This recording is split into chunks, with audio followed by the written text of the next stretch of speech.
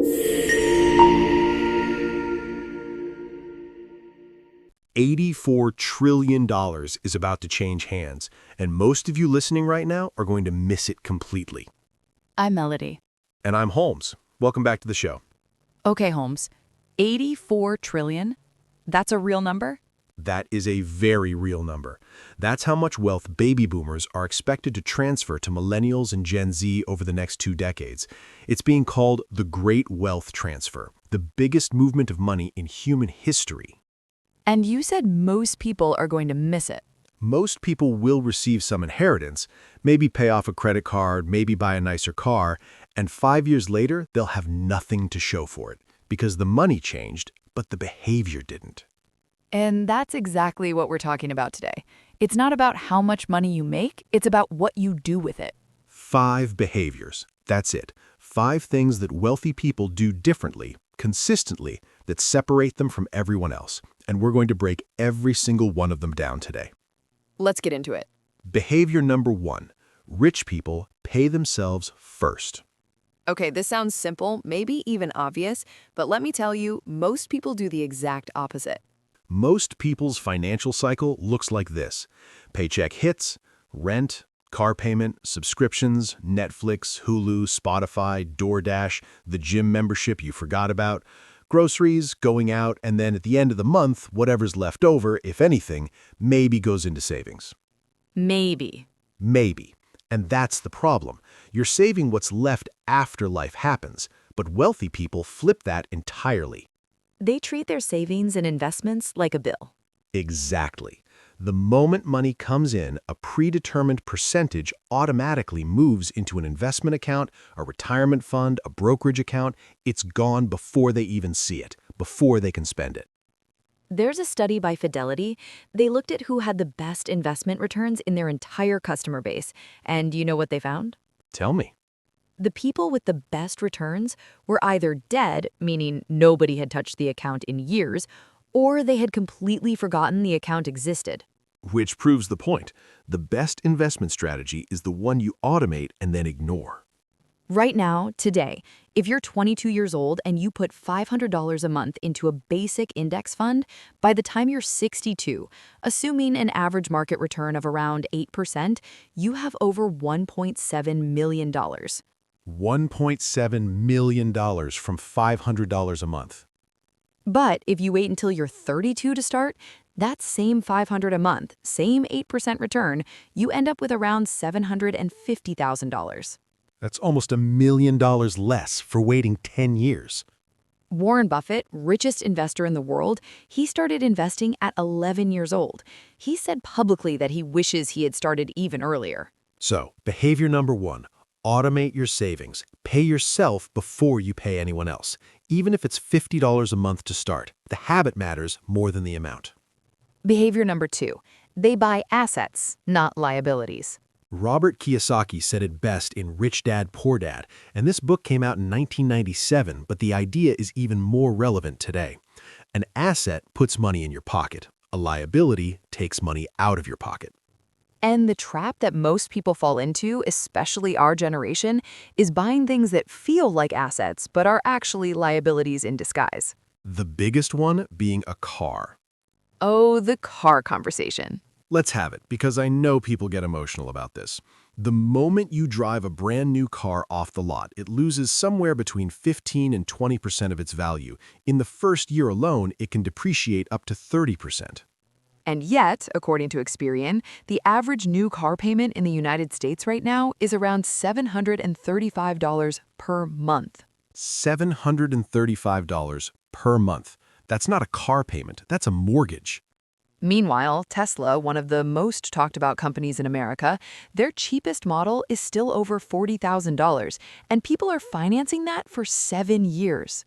7-year car loans on a depreciating asset. Compare that to someone who buys a reliable used car for $12,000, pays it off in 2 years, and takes that car payment money, let's say $600 a month, and puts it into an S&P 500 index fund instead. Over 10 years, at average market returns, that's over $100,000. From a car decision. This is why wealthy people drive less car than they can afford. Warren Buffett drove a 20-year-old Cadillac for years. Mark Zuckerberg is famous for driving a manual Volkswagen hatchback when he was already a billionaire. It's not that they can't afford nice cars, it's that they understand what a car actually is. So, the question to ask yourself before any major purchase is this: does this put money in my pocket over time, or does it take money out? Assets, stocks, index funds, real estate, a business, skills that increase your income, liabilities, new cars, depreciating luxury goods, stuff you finance just to feel good right now. Behavior number 3. They're obsessed with multiple income streams. This one has become almost a cliche at this point. You've probably heard the stat that the average millionaire has 7 streams of income. But I think people hear that and feel overwhelmed. Like, I can barely manage one income stream. How am I supposed to have 7? And that's a fair reaction. So let's make it real. You don't need 7 right now. You need 2, one active, one passive. Active income is your job, your time for money. Passive income is money that works while you sleep. And the reason this matters so much right now in 2025 is because we just watched what happens when people only have one income stream. During COVID, millions of people lost their jobs overnight, entire industries shut down, and the people who had a side business, rental income, dividends from investments, they survived. The people who had only their salary, many of them were devastated. The gig economy has made this easier than ever before. Not just DoorDash or Uber, we're talking about digital products, online courses, content creation, freelancing, renting out a room on Airbnb. And the data backs it up. A 2024 Bankrate survey found that nearly 23% of Americans, 23%, have a side hustle, and among people under 35, it's even higher. Because they get it. They understand that one income stream is one layoff away from financial disaster. The rich don't just earn more, they earn from more places. Even something small, $100 extra a month from a side skill, editing videos, tutoring, selling digital templates on Etsy, invested consistently over time compounds into something serious. The goal is to build income streams that don't require you to be physically present to earn. That's the game. Behavior number 4, they track their net worth like a scoreboard. This one is less sexy than the others. Nobody makes a TikTok about checking their Mint account. But this might be the most underrated behavior on the list. Here's the thing about money. You can't improve what you don't measure. And the average American has almost no idea what their net worth actually is. According to a survey by the National Financial Educators Council, a huge portion of Americans can't even accurately estimate their own debt load. People know roughly what's in their checking account, but do they know their total assets minus their total liabilities? Most people know. Most people know roughly what's in their checking account, but do they know their total assets minus their total liabilities? Most people know. Rich people treat their net worth the way athletes treat the scoreboard. They check it regularly. They know the number. They make decisions based on moving that number up. Dave Ramsey, love him or hate him, built an entire empire on one simple idea: know your numbers. Every dollar has a name. Every month you sit down and review where the money went. And it's not about restriction, it's about clarity. When you actually see that you spent $400 last month on food delivery, that changes something in your brain. Apps like Personal Capital, YNAB, You Need a Budget, even a basic spreadsheet, the tool doesn't matter. The habit of reviewing it matters. There's also a psychological element here. When wealthy people make a purchase, they're not just thinking, can I afford this? They're thinking, what does this do to my net worth? That shift in thinking from monthly cash flow to long-term net worth, that's a wealthy mindset. And it's something you can practice starting today. Know your number. Check it monthly. Make decisions that move it in the right direction. Behavior number 5, they invest in themselves aggressively. I love this one.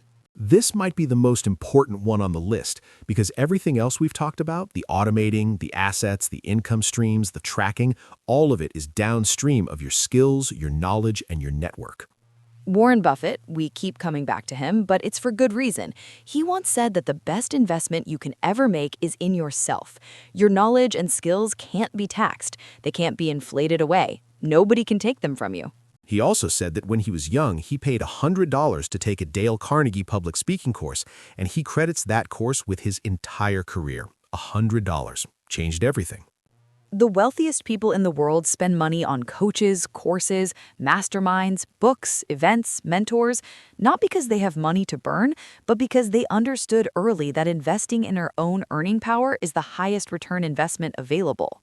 Jeff Bezos has spoken about his relentless reading habit.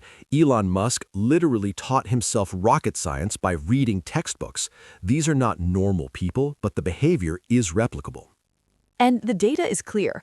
According to the Bureau of Labor Statistics, the unemployment rate for people with a bachelor's degree is almost half of those with only a high school diploma, and people with professional certifications in tech, finance, healthcare consistently out-earn their peers. But I want to be careful here because this is not just about degrees.